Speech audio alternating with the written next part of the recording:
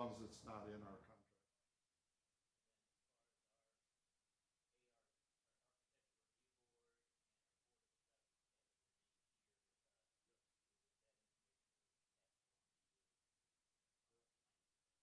Probably, if it,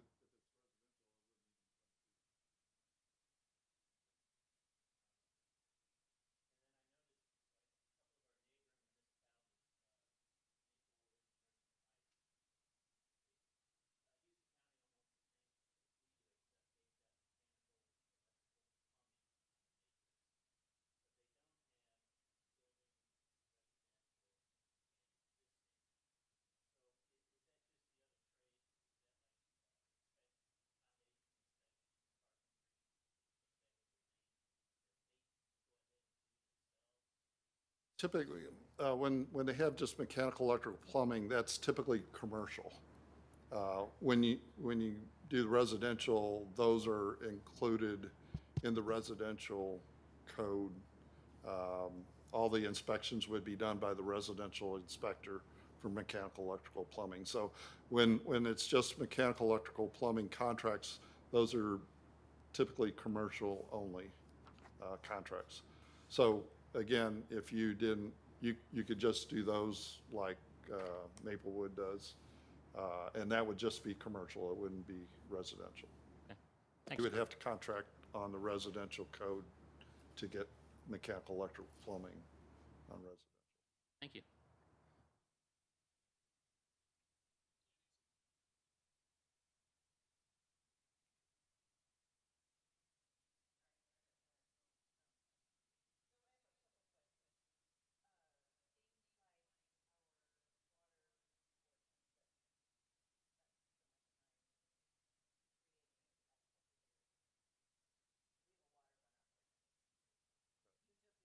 Like stormwater. Like stormwater. Yeah.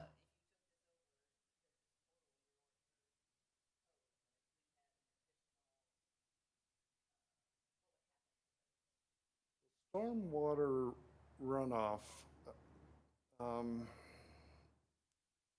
that's more the land disturbance area. So you would have to contract with land disturbance for us. Stormwater runoff issues. Are you talking? So we have new,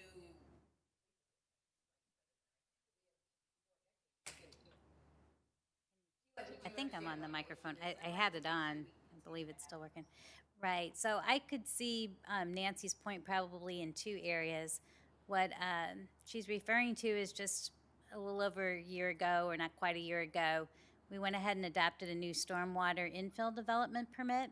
So basically, what it says for any type of improvements, residential, commercial, institutional, that create an additional 200 square feet of impervious surface or more, is also required to get the stormwater development permit from the city. If it's over 1 acre, though, a project that's 1 acre, we still allow just MSD to kind of run with the whole permitting process and review and so forth.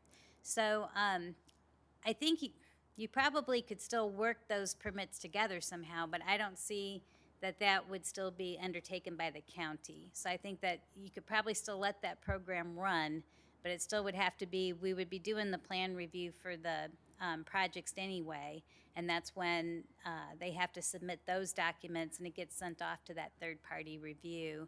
So I don't, other than, again, part of their job is just going to make sure that the drainage, is working and everything. I think we could still probably just enforce the stormwater. The other program that I see, or not program, but other type of permitting would be anything that's related to floodplain development permit. And I apologize if maybe you did bring that up somewhere in your remarks earlier. But if we have properties that are either in the floodway or also in the 100-year floodplain. So a lot of times we have to issue separate floodplain development permits, no rise certificates, that kind of thing. So I don't know how maybe you do your inspections if you are working in an area in the county or for a municipality that has flood-prone areas. So Yeah, we do have rules of development and floodplain for unincorporated county. That would go through our civil plan review group that handle that. I think what you were talking about, is land disturbance. It's ordinary land disturbance projects are under an acre. And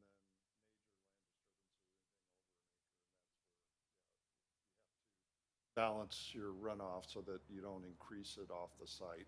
And then you have to retain any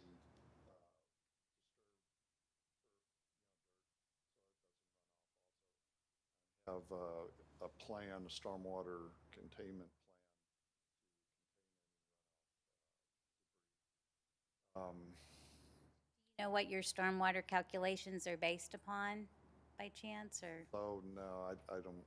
And that would get be the involved. comparison I think that you would have to make. And You know, again, if typically, it's- engineers would do that. We would look them over, but that's the domain of the project, the civil engineer. So,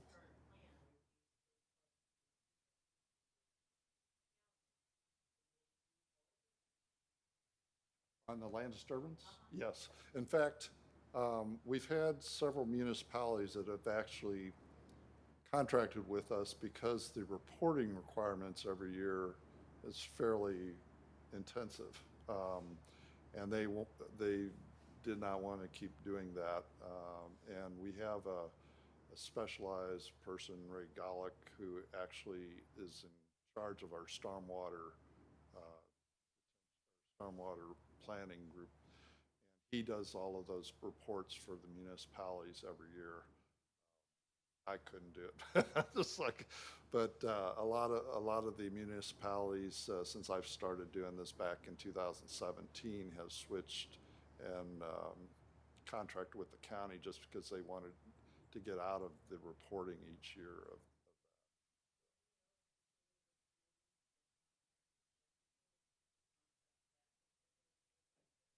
I can look here. So Ladue does not. Chesterfield does not do land disturbance. What was the other? Frontenac, Frontenac. Ladue, Chesterfield. Frontenac does not either. So those are our comparators in terms of Yeah, municipalities that, None of them do that those. have significant stormwater runoff issues. I just thought I'd bring that up. And they probably have civil engineers on staff that can do the reports. A lot of the smaller communities, smaller than Brentwood, don't have that capability. So that's one of the reasons. And you have to be an engineer to do those reports. They're pretty intensive, so. I don't believe those two, Frontenac or Ladue, they don't, well, they have a civil engineer. Ladue does as their public works director, but I don't think she does that calculation. They have a part-time engineer that does that. I think the same holds for Ladue. They probably contract that out. I'm not sure what Chesterfield does. Glendale contracts with it, with Okay. us for that. Huntley does. Manchester. Rock Hill does. Woodson Terrace. So the difference is those municipalities I mentioned, they have stormwater runoff issues in the residential area. Rock Hill, for instance, more so in their industrial court area. Those are the differences. Most of the others are smaller Other communities. than us. Okay.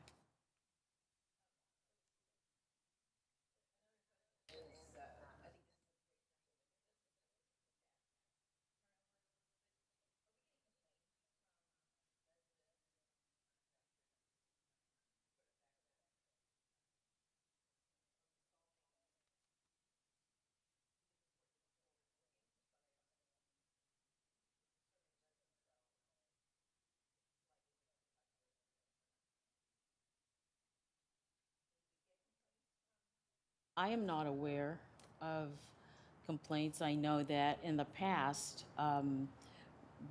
when we go out, when our inspectors go out, oftentimes we find contractors who skirt the city's permitting process and start the project. And when we go out, and Lisa can speak to this, we shut them down and have them come in and apply. And once they apply and we review, then we'll allow them to start. So Lisa, does that happen a lot or not? Well, yeah, I definitely, and I also think that maybe just the odd year we had last year has contributed even more to that. Um, so, again, I think kind of plumbers and mechanical, we kind of see that more where they start work before they even inquired about a permit or got a permit. But there's also been cases where we've had like major remodel commercial work. And, one thing though, again, it depends how far along the project's progressed. Sometimes definitely there is reason we would have to just do a stop work order till everything kind of gets put in place. But that would be in cases where, again, you're in the building, and by that time they've already started to cover up the things that they have worked on, and we don't know what's behind the wall, and it's pretty far along, like I said. So one thing that I do think is good is that we never want to incentivize or reward people for working without permits, but there has been, at least I think, with having kind of your local people kind of do the inspections. There is a way to work with them and then walk through the building and, make sure that they submit the permits correctly. Sometimes they are allowed just to maybe finish a part of it, but obviously, again, we're not going to tell somebody, oh yeah, just go ahead without working with permits. So, but yeah, that definitely is happening, and it's probably happening more often than we would like to see. Kurt, how many inspectors do you have? Approximately 80, I believe, 80. 82, somewhere in there. It fluctuates as a few people leave, a couple retired. We try hiring them in as fast as we can, although with this market, it's getting very hard, yeah. But yeah, we have, right now, it's a fairly full staff. We're not really missing any positions. And then what type of, if we were to turn over a residential and say a homeowner gets a new water heater put in by a contractor, the final inspection, what type of lag time are you seeing as far as the inspector getting out there? We've got an automated permitting system, and if they do it through that, it's generally, as long as they get it in by, I think, 7 p.m. that day, it's scheduled for the following day. Okay.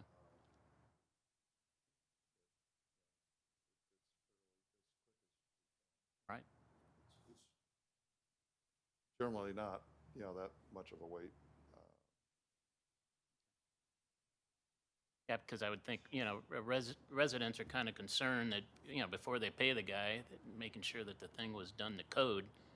It's important that, that final yeah. inspection be done in a timely manner.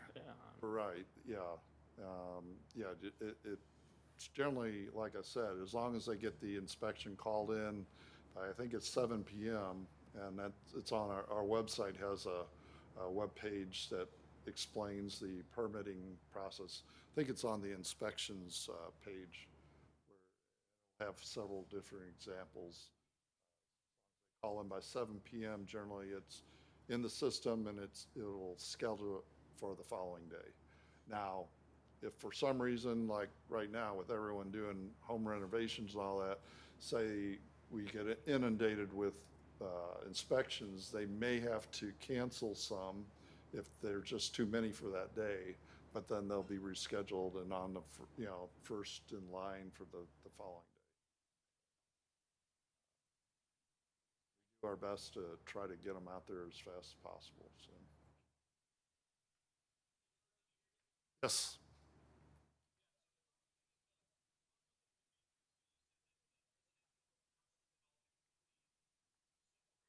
Yes.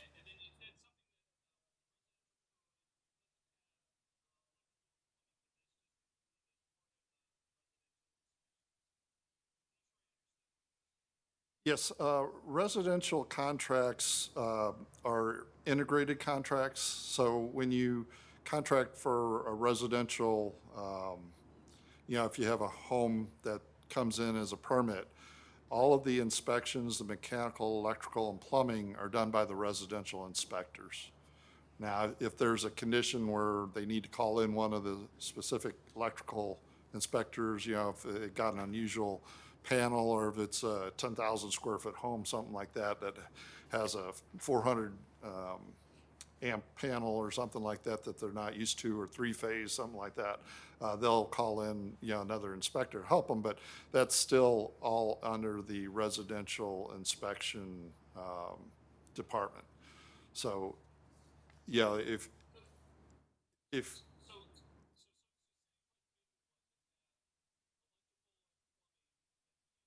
uh-huh.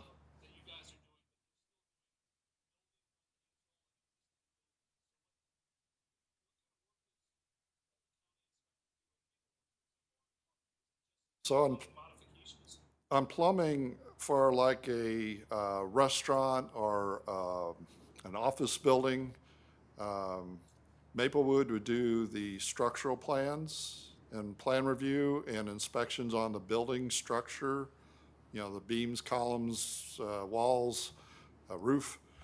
Our inspectors would come in and inspect the plumbing in those commercial buildings. Same thing with the electrical, they'd come and do that. They wouldn't do any electrical or plumbing in homes, just the commercial. To do the mechanical, electrical, plumbing in homes, you would have to contract for the residential. And I don't know of any municipality that wants to contract for mechanical, electrical, plumbing on residential without the residential structure too. So that one is all or nothing, basically.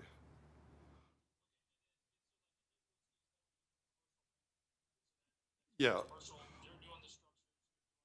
that's correct. The mechanical, electrical, plumbing contracts are all commercial based.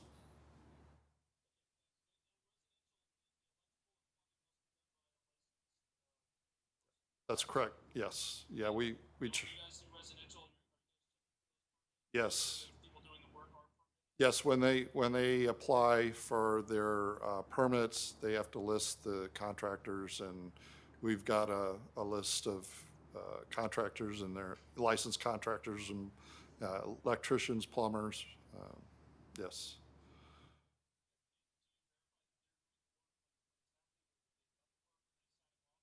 Yes, yeah, when our inspectors are out there, they check the sheets that, when they're doing the inspections, they make sure that the master plumber signed it, you know, they've got to be involved in the job. They can't just be signing the permits from their office and hiring people from out of town to, you know, come in and do the work and leave, yeah, so yes. Yeah, we've run into all sorts of situations, so.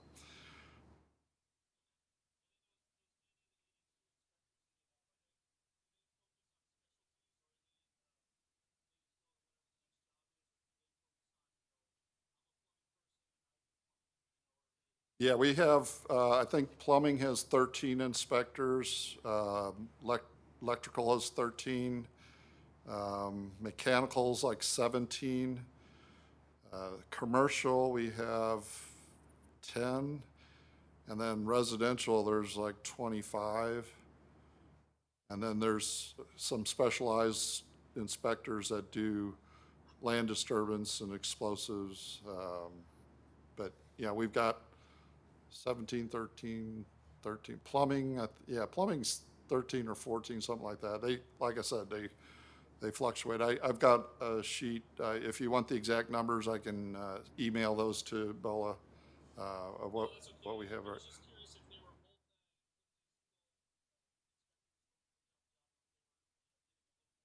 Just the residential. Yeah, just the residential guys, they do, like I said, residential plumbing, electrical, and mechanical inspections also. So those guys are more the um, multi-function inspectors. But the commercial end, they're all,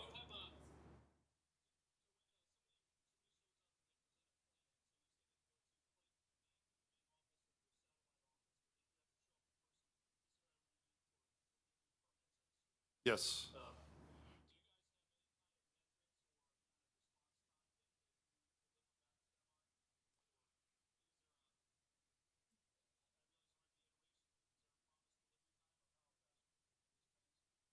I would have to check on that. I'm not sure right now with the pandemic, things got slowed down and we did have, we tried to turn around projects. You know, it depends on the size too. Residential projects are fairly quick. Um, you know, with, I don't want to say a time now because I'm not sure what it is with things how they are. But I can get back to you. I can send Bola again an update on what that. Let me write that down so I can.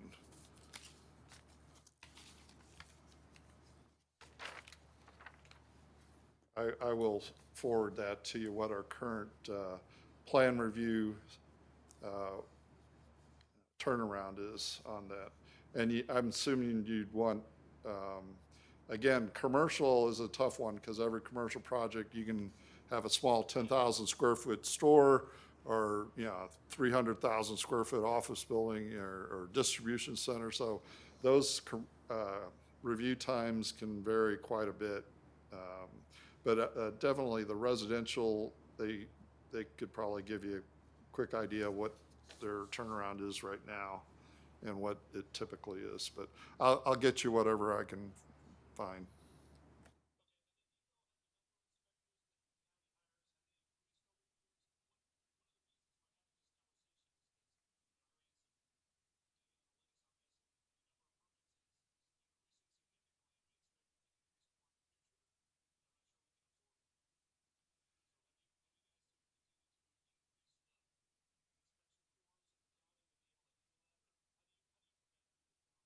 Um, yes, we've gone up and down as the economy has, you know, I guess it expanded quite a bit up to 2008, then it shrank. So we pretty much just kept people, and as attrition, as people retired, we didn't necessarily hire new ones until things picked up again. But we had a very short, slow period. And in the past 2 years, things each year have permits have increased. Last year there were more than 19, and this year they're on track to be even more than 2020. And we ramp up as we need, you know, as we start getting permit cancellations or inspection cancellations. That's how we tell. If we start getting too many of those, then we know that we're not able to do the volume, so we end up hiring more. But typically, things tend to balance out as projects go. And it's rare that, you know, I know the economy is picking up now, so I'd assume that, you know, if it gets too much for our current staff, we will ramp up as we need to. The nice thing about having such a large staff, though, it's sort of balancing. In one area of the city tends to be hot, and the other is just a little slow, and then they it's like they balance out.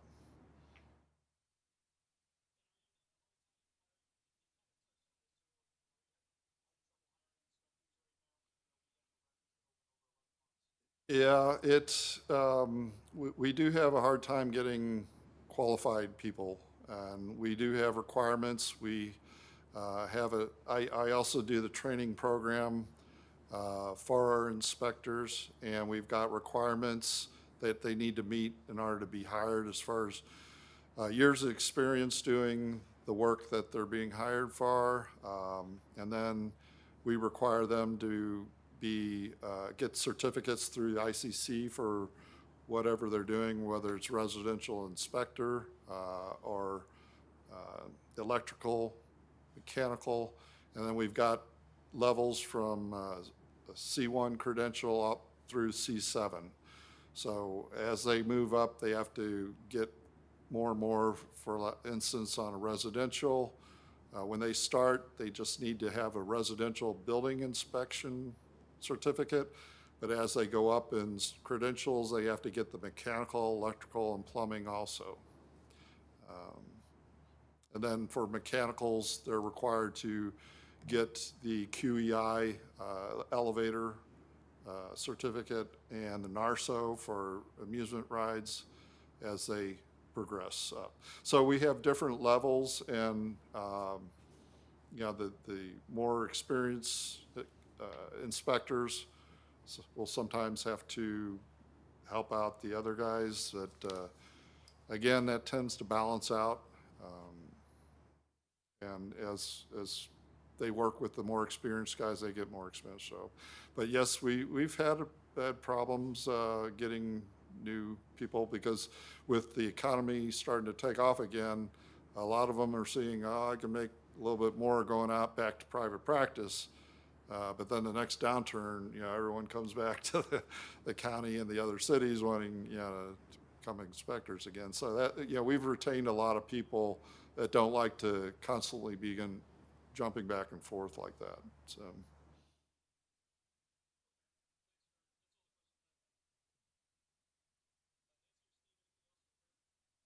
I'm good.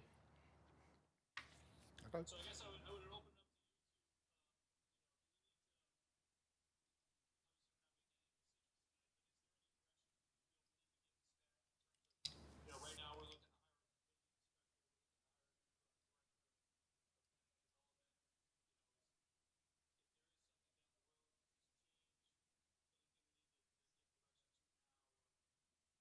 To me? Are you talking to me about that? Oh, okay. Uh,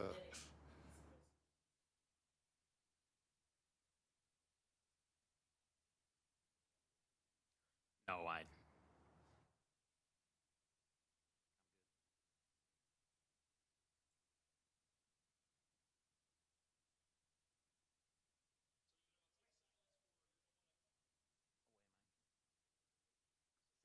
say it again, Brandon. I can't hear you.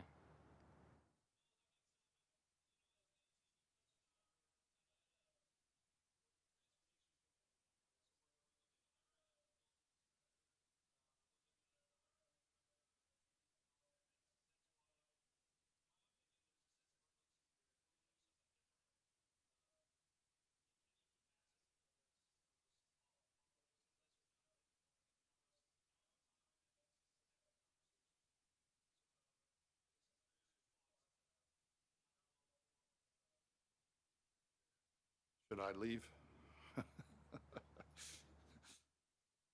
I don't know. I personally, most of the time I get complaints. It's not the fact, what are they doing over there at that hotel next to Home Depot? So it's usually not the commercial.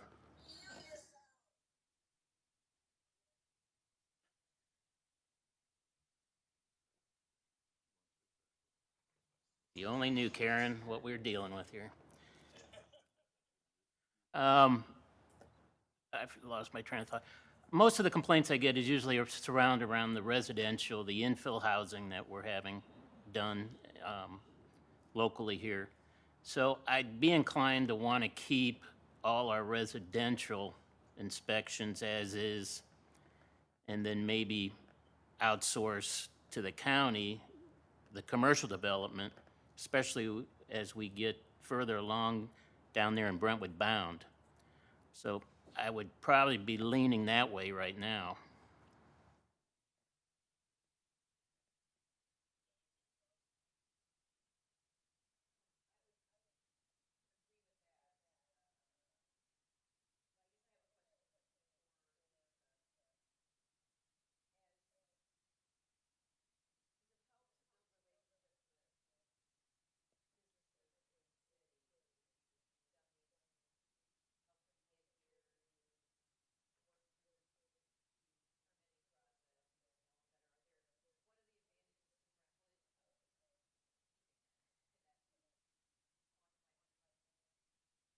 And I I don't really know what the nature of the complaints have been. No, I'm not saying that, we don't receive some ourselves, but it's usually just something we need to correct out in the field. So, I'm not quite sure, like, where the city could aid or benefit from it. My mic is on, but maybe I just need to talk a little closer.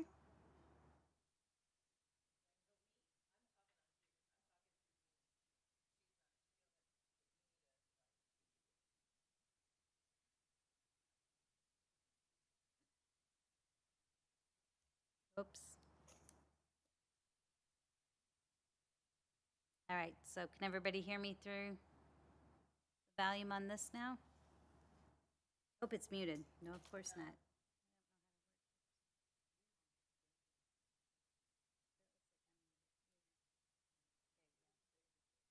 Okay, I think I'm good.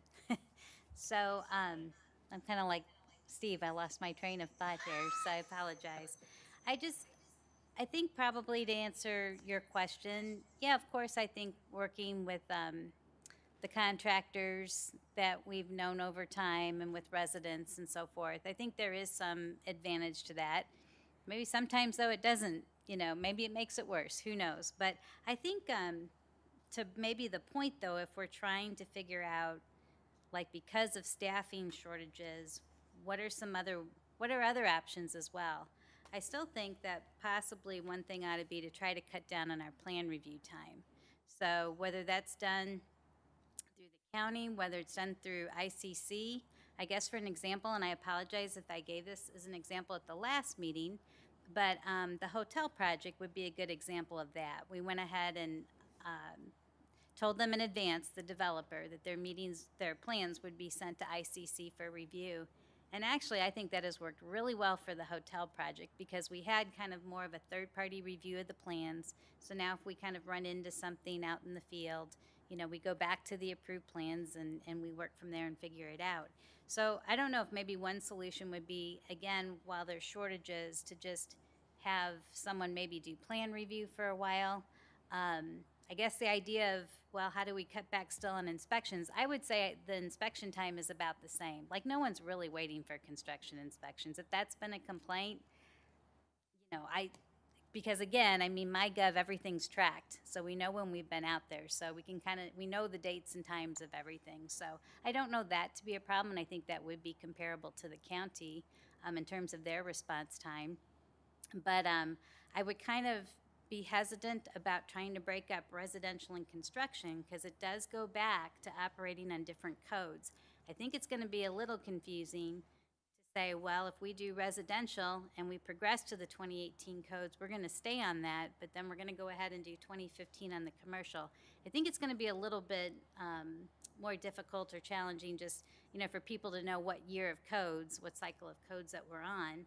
And again, that still could ultimately it's going to still affect the city's ISO rating. If we go back in codes on either one of those, it's going to probably raise our rankings up again, which again possibly means insurance premiums and things like that could go up for folks. So I don't know, again, I'm trying to figure out just like a slice of the pie here that again could maybe be done by outsourcing. And then maybe that, again, is temporary because then we can bring everything back in-house, once maybe staffing and so forth improves. So that's some of the thoughts. I did, I guess, have one question if Kirk could maybe help me out on this. So right now, the city of Brentwood does have a contractor's registration program. And I think were you inferring that if someone works within St. Louis County and the permits are coming from St. Louis County, that they would also, you have like maybe a registration base or something, database for contractors, or how does that work again? I didn't catch all of that. Yeah, we keep licensed electricians, licensed plumbers, databases in the county. And I wanted to address your other point about your ISO rating. If you contract with us, then our rating goes through you on the things that you contract. We just got our building evaluation back. same as we were the last rating. They rated us the same. We're number one in commercial and number two in residential. I think the last time there were only 6 other counties that had a 1. So you would get our rating for whatever you contract with the county as far as an You think Thought that it- would actually still stay that way if you don't adopt 2018 codes until 2023? Well, we Still just kind of got within- rated, so our next Okay, rating will it's a be recent one. 5 years, and we're scheduled to go to the 2021 codes by 2023. So as long as you're no more, I think, than 2 code cycles back, you don't lose points. Yeah, that's what we've always tried to stay. We'll want to, we wanted to maintain, that's why the push, I mean, we got delayed going to our 2015 codes from previous administration, and we were in danger of losing our ratings if we didn't get to those. And ISO knew what we were going through, and they, pushed off our audit as long as they could, and we finally were able to get those through, and that really helped because our rating would have really gone down if we hadn't gone to at least the 2015. And those were all ready to go. They were ready, 3 years ago.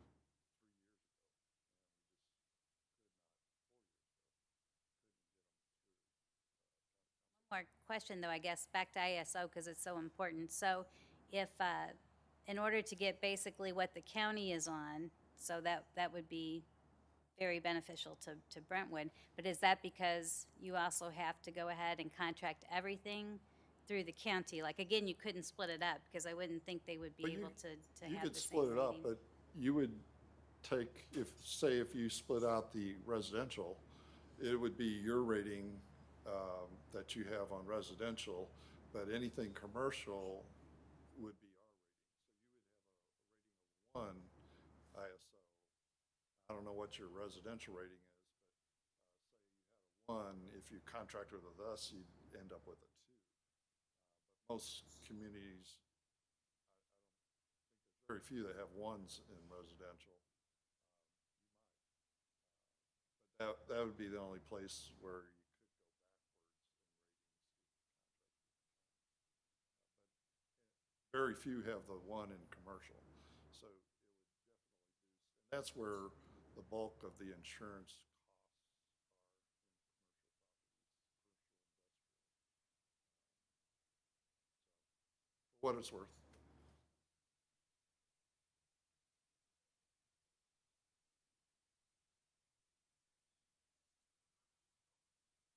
What I understood from that is, in a way, it's kind of that maybe their position and maybe even their salary schedule is kind of based on being able that the more credentials and ICC certs that you obtain, the more your category goes up. Is that kind of how it's, so we wouldn't have that in terms of our compensation or the way our group is structured. Is that how that works, though? Is Yes, that's an internally based credential system. Yeah, it would not roll over to Brentwood. You could certainly base your own system on what we've got. I mean, it's not a secret. We've got our charts and things, but yeah, as they move up in credentials, they get more pay, which is an incentive to the inspectors to increase their abilities and experience. And with that same philosophy, I mean, I know we've had some of those conversations with compensation studies and so forth.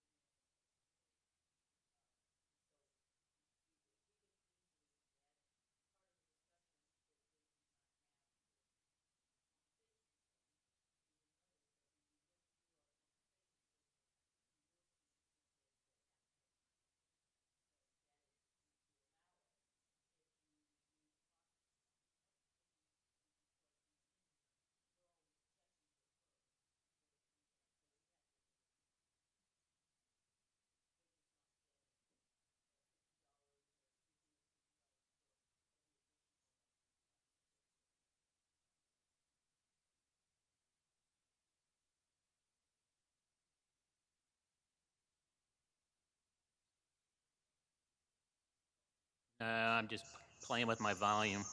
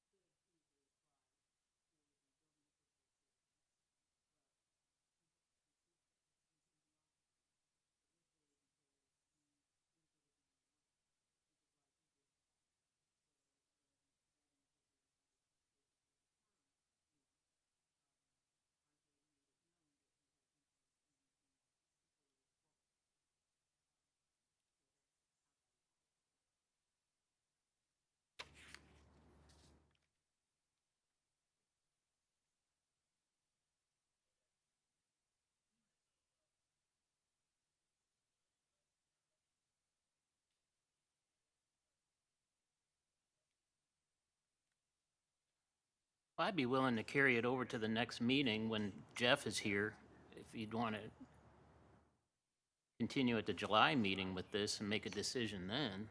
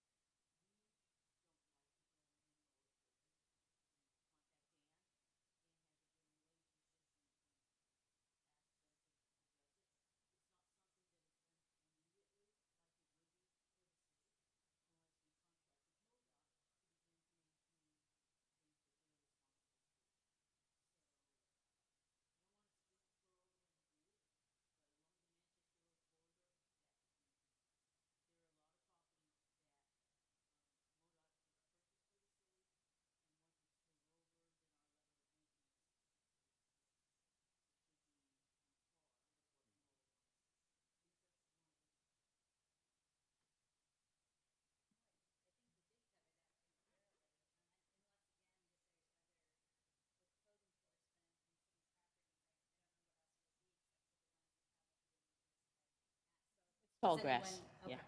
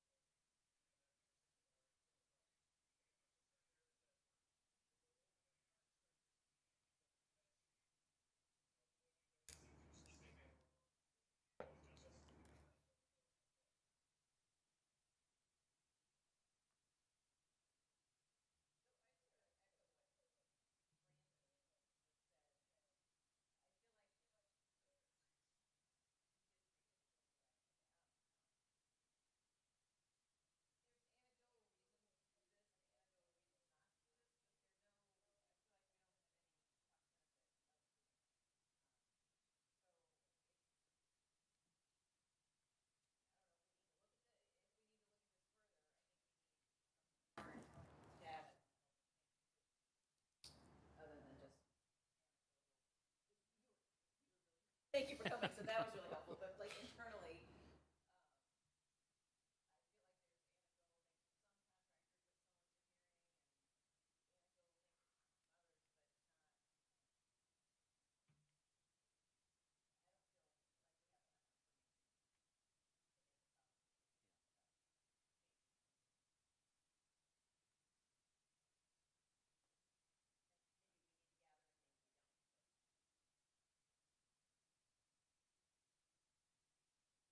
Brandon, I would ditto that.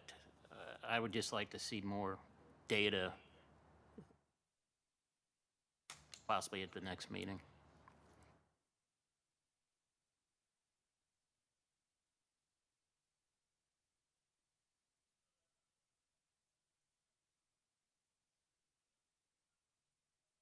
Yeah.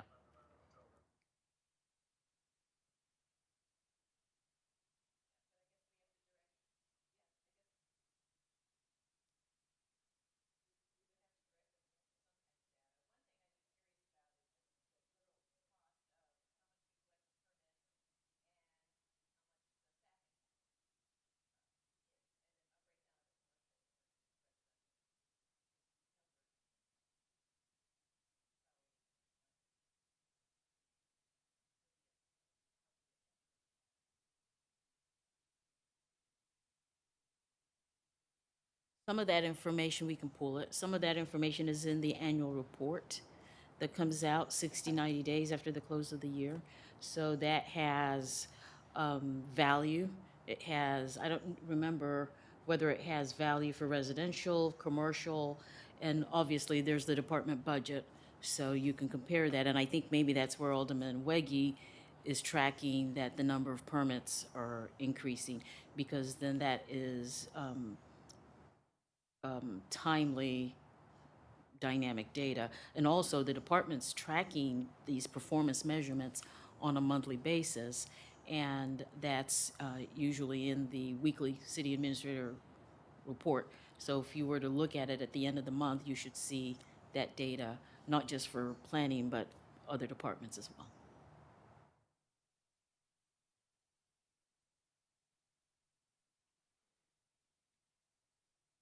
But we can pull all that together and send, as a matter of fact, I can push that out to you tonight, the annual report.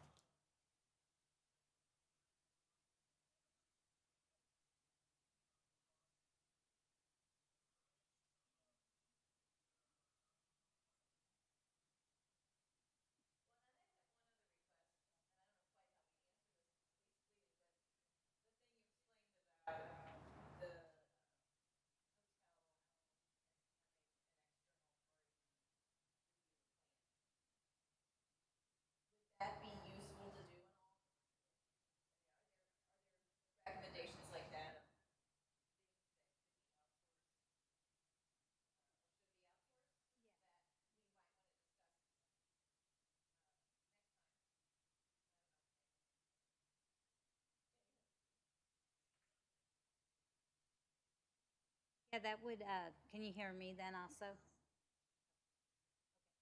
So, yeah, I mean, ICC would be one. There's also another company, Safe Built. And that again could be, again, I think, partition, out to a different entity or group just to help with the volume. Because I guess I'm still kind of bewildered a little bit of cost and benefit analysis and the benefits. I mean, I guess I don't know exactly what the nature of the inconsistencies I heard.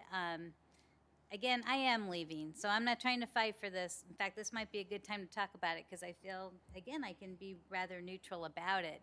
But if I had to assess the department right now, what would be lacking is a longer plan review time than what we would like and what traditionally I think Brentwood residents and businesses have been expecting. Now, again, we try to tell them up front, and that is why we also, go ahead with just sometimes again on remodel projects, be able to kind of do partials to kind of get them started. And maybe this goes a little bit back to your question. I feel like if you do kind of keep it in house, not that we want to start being all over the place and inconsistent, but I think you can come up with some different parameters as long as again you're consistent and treat everybody the same, that you can go ahead and do some of those things once in a while. So I think that's actually been a benefit, to just be able to work with people like that.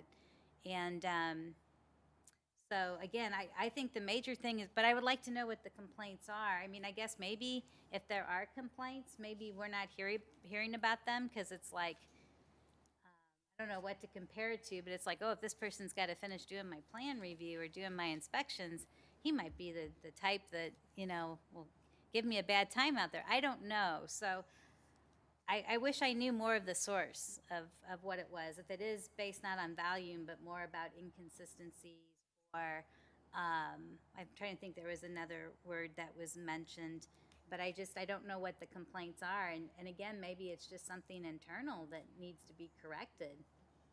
So, but I think again, Bola is correct, is that there are other ways to try to look at this, either by dividing up some of the work or, and there's various different options to do that. So, and I don't have answers for you tonight. I didn't come prepared with answers, or certainly not recommendations, so. Just when I made my comment about breaking up commercial and residential, and that most of the complaints for residential, Recording in progress. I I didn't, didn't.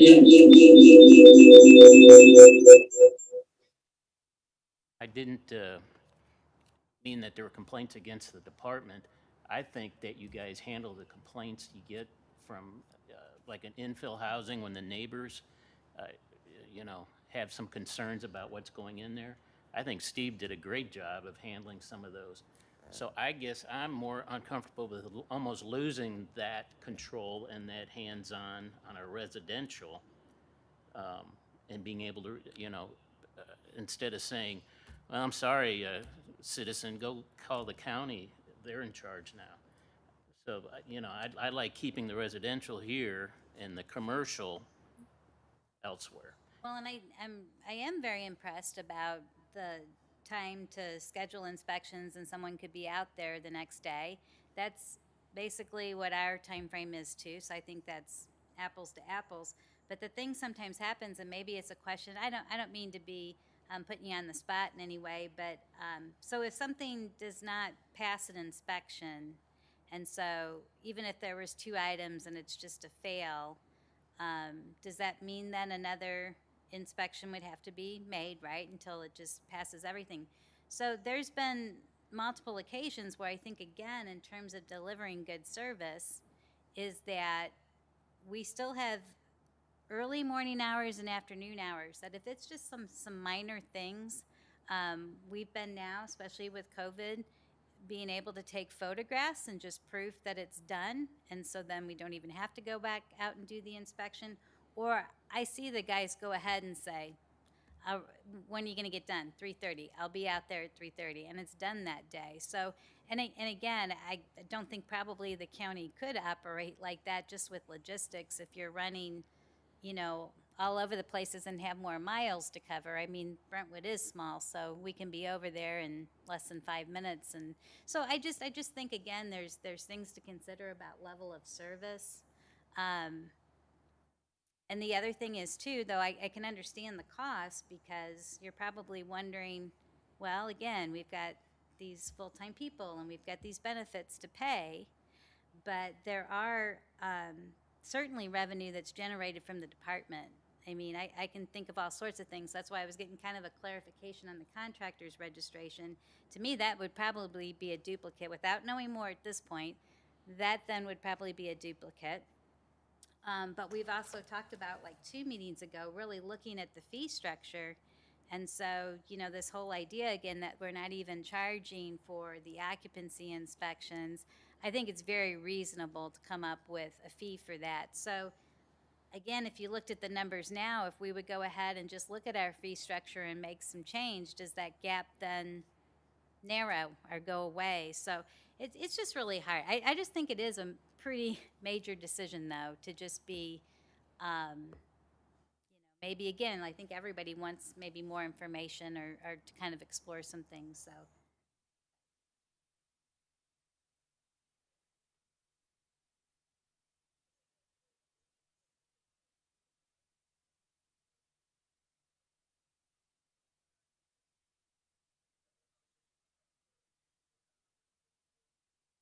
Correct.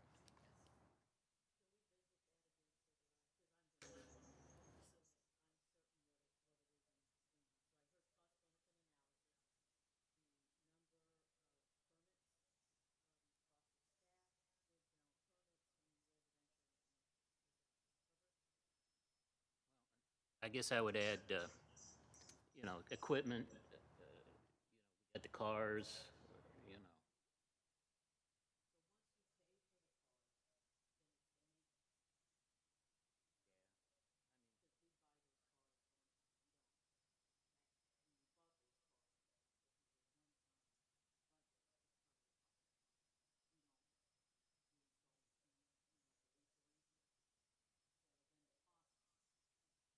Department's operation.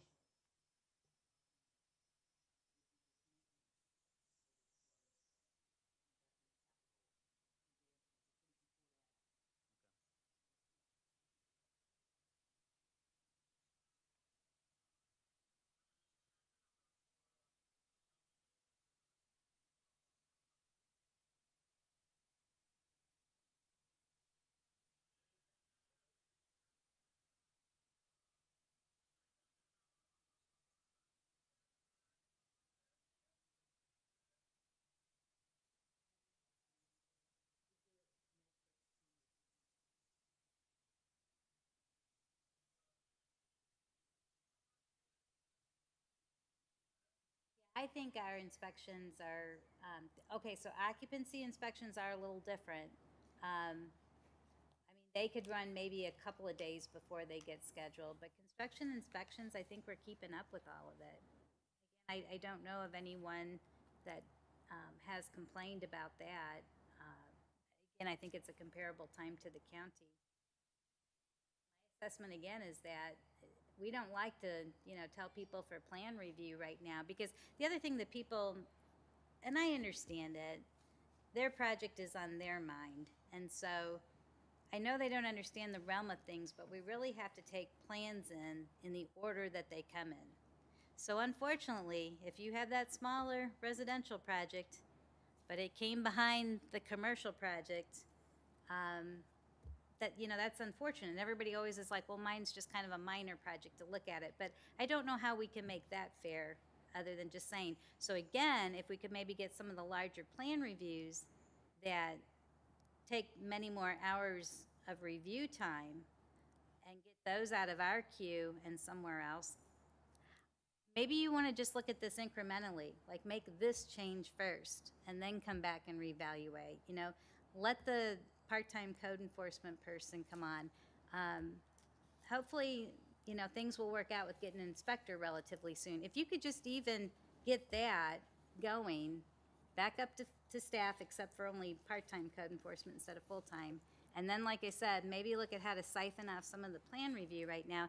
Maybe you want to give that a try for a bit, and then come back and revisit this. Maybe that's still what needs to be done, and then in the meantime, you still can gather more information with your cost-benefit analysis. Maybe even want to survey people. Again, I think it's always hard to figure out what the problem is to fix if we don't know what it is. And so I don't know how maybe you go back to a survey. But we have a contractor's registration database. Those are the people that would probably be the best people to question across the board. And I don't know how often they would get surveyed, but you could actually do that through MyGov. You could put some kind of survey questions together and send it out and see what kind of responses you get back. There might be, again, other just, you know, things you can change within the department to address if there are complaints or inconsistencies.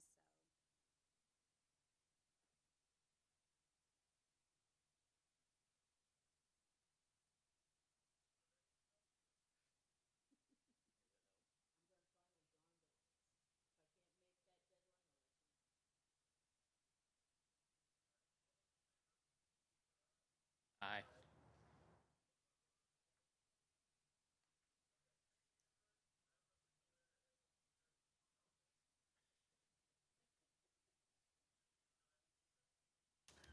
Welcome.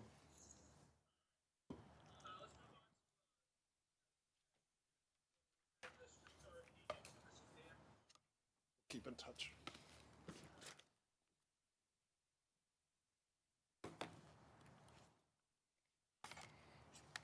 Thank you. Okay, I'll be in I guess touch. you can hear me. Okay, we updated the memo here and have the bid results. So if you want to look at your memo, and then probably the other thing that would be of benefit would be the spreadsheet that I attached in there. So for the spreadsheet, I've got 4 different streets that they're actually carryovers from 2018.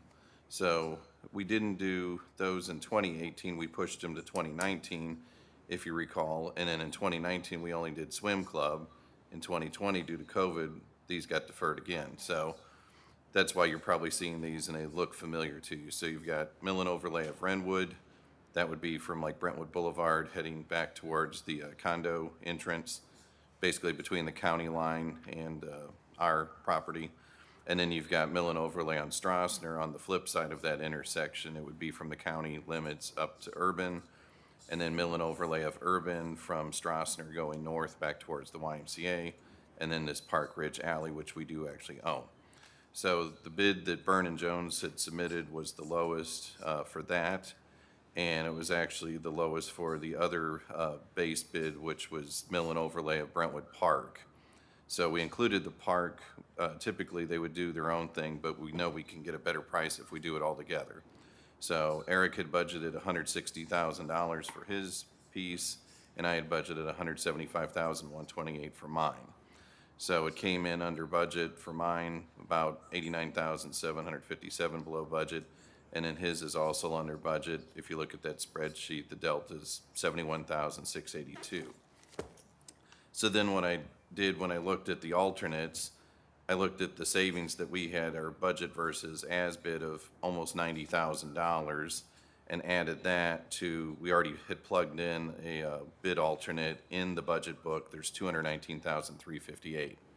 So now the way I approached it was I'm working with a ceiling of around $309,000. So in my mind, what could I get done for the 309? So when I looked at the alternates, those are in the RFP too. So I uploaded the RFP, so you've got an aerial view of these different areas. So A1 is over by Little Fishes. It's the concrete area of Hanley Industrial that looks kind of run down. I had budgeted $54,348. The as bid was a little over $57,000. So I'm a little bit short there, but then I'm pretty close on A9, or yeah, 8 and 8-9. Those are the two we'd actually put in the budget book of about 100,000, and I'm under on those. And then A10 is over by the Brentwood School District building.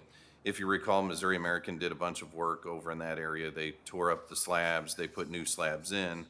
We measured this and thought it would be good if we could put new slabs on the opposite side, so that whole segment would be brand new concrete and, be of the same year or within a year of each other.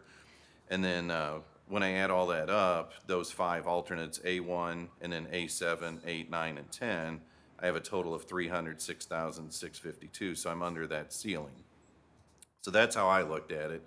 And again, like A7, A8, A9, A10, if you look at the aerial views, we're looking at areas like between like Dobbs and Metro Lighting. I'm trying to give you some landmarks so you know where you are back there, since everything's called Handling Industrial Court. So if you go like Dobbs to Metro Lighting, that again is where Missouri American disturbed areas. They relayed the water main, from like Classic Car Studios and Ice Cream Specialties. They went past the Dobbs, they hooked around the curve, crossed Strassner, tied in. So this would get you new slabs opposite most of those areas they disturbed, and it would be under your budget ceiling. So that's how I looked at it. I know this was, kind of a last minute update here, so if you need more time to digest it, that's fine. But my recommendation was that we do the base bids, because both Parks and Public Works is under budget. And then, like I said, I would use my savings, or the way I see it, savings, because I'm under budget for those streets. And then you do some of these alternates. We've done that in the past, where if we have some savings, we do as many streets as we can until we reach that budget ceiling. Of those 13 alternates, it gives us good numbers moving forward for future budget cycles. So if we wanted to do, A2 or A3 or any of these other ones, the biggest one to tackle is that intersection of Strassner and Handley Industrial. That's A12.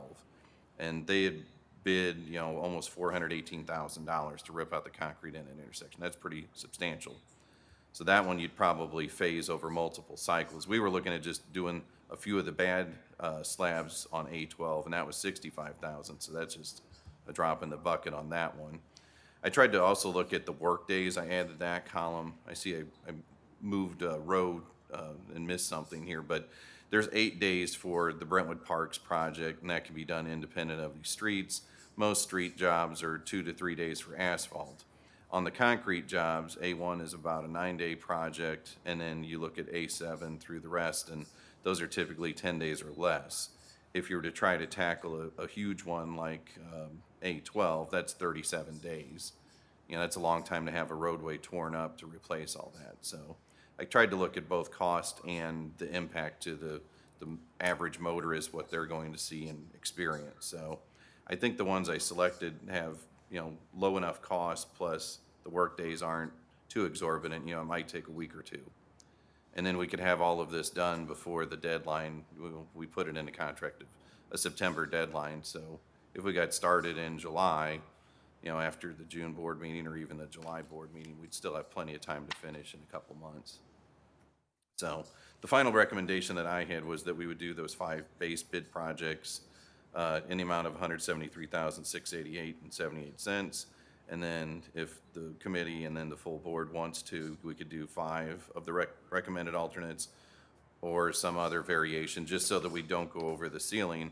Or if we did, we'd have to seek funds somewhere else. There'd have to be some sort of saving somewhere else. I was trying to keep mine as close to my budget as possible, because we still have to do the sealants.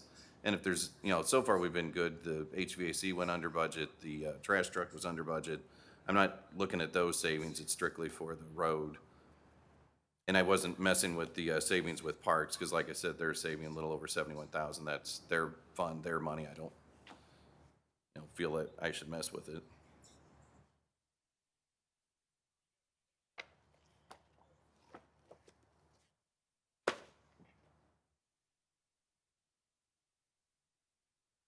I can't hear him.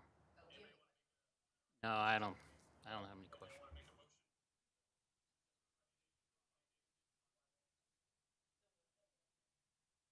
Second.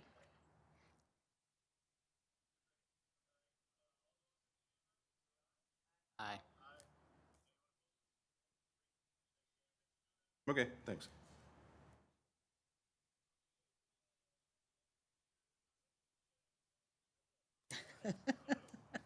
Yes, we are. We are going federal. As you know, the city expects between 1.4 and 1.7 million as a result of the American Rescue Plan Act.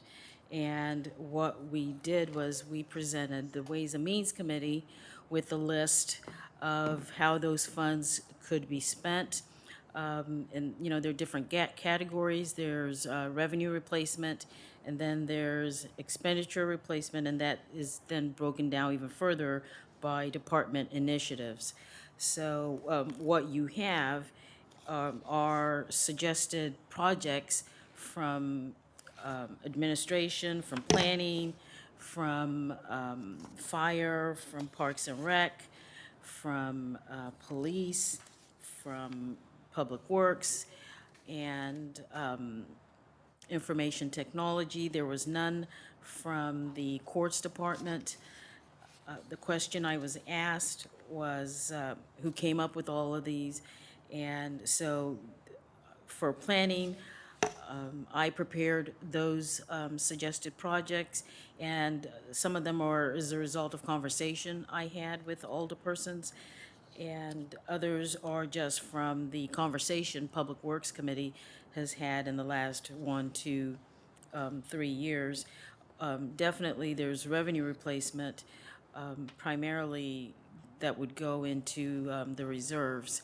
So the question that I was asked at the Ways and Means Committee is that, does the city have to have set projects on what the funds would be used for before those funds would be released to the city by the state? No. I was reading additional information that puts very strict guidelines on the state that they would have to release all those funds to the different municipalities, or as we're called, non-entitlement units, which are local governments with population under 50,000. Also, the recommendation that I shared with Ways and Means is that as we look at how these funds will be spent, that a lot of the projects, and some of them we've been able to identify the cost for these projects already, are projects that are funded in the city's capital improvement plan. And, you know, the capital improvement plan is a 5-year project timeline. So as 1 year passes, you add another one to the end of it. So just my recommendation that the money should be spent on things that we don't have planned to do, because this will be the only time that the city would have to do those projects that are in any of our plans right now. And so I put this on the Public Works Committee agenda because this is the first committee that will be having this discussion. We'll take this to Public Safety as well. And this morning, I believe the committee received a response from Alderman Gould on just his thoughts on some of the things that the funds could be spent on. One of the questions that he asked at Ways and Means is that could some of these funds be spent to offset monies that the city would allocate for the Russell Avenue project. So certainly it could be. We did get a grant from East West Gateway, and I think the city's share would either be 20%. So we can do that too, but those are things that are planned for. But so that's my summary update.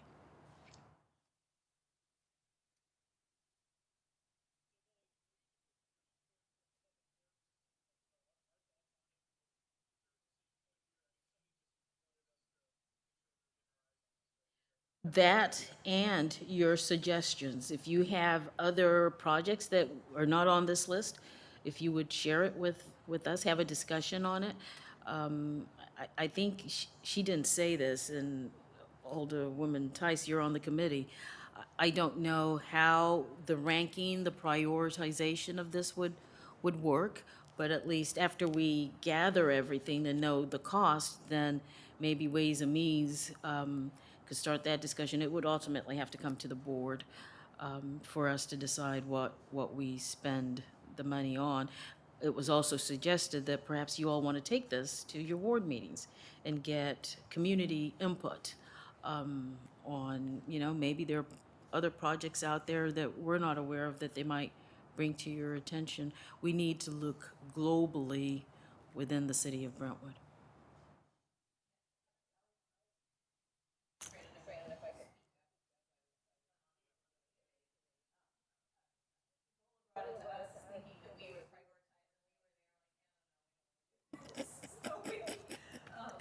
Decided the input of the committees that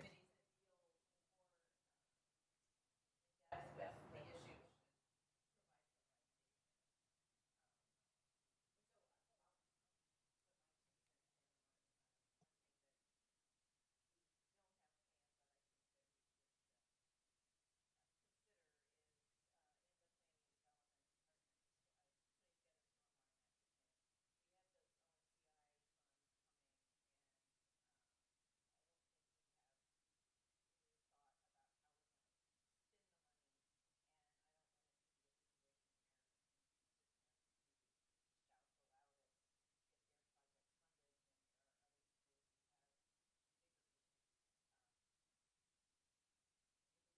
Out or they just don't jump up and down enough.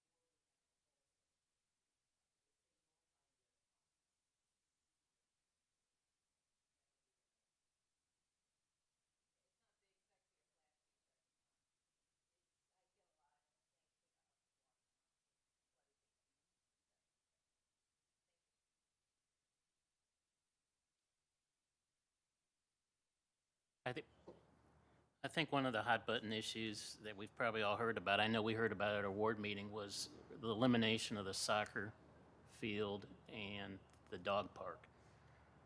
So if there would be some way to move that up, maybe looking at expansion of that dog park down there in Hanley Park, and then the redesign of the ball diamonds. I think this was in Jeff's email too, down there to accommodate a soccer field somewhat more quickly than putting it on a 5-year capital plan. And then the other things that always had me worried about what we're going to do in Brentwood Bound is the maintenance of a lot of that infrastructure down there. So if, Eric's got some things that he definitely needs replaced, like in Memorial Park, the Busy Bee building. I mean, I would think if the funds are available, now's the time to start replacing some of that older infrastructure so it's not a maintenance headache going forward. Things of that nature. Be my suggestion.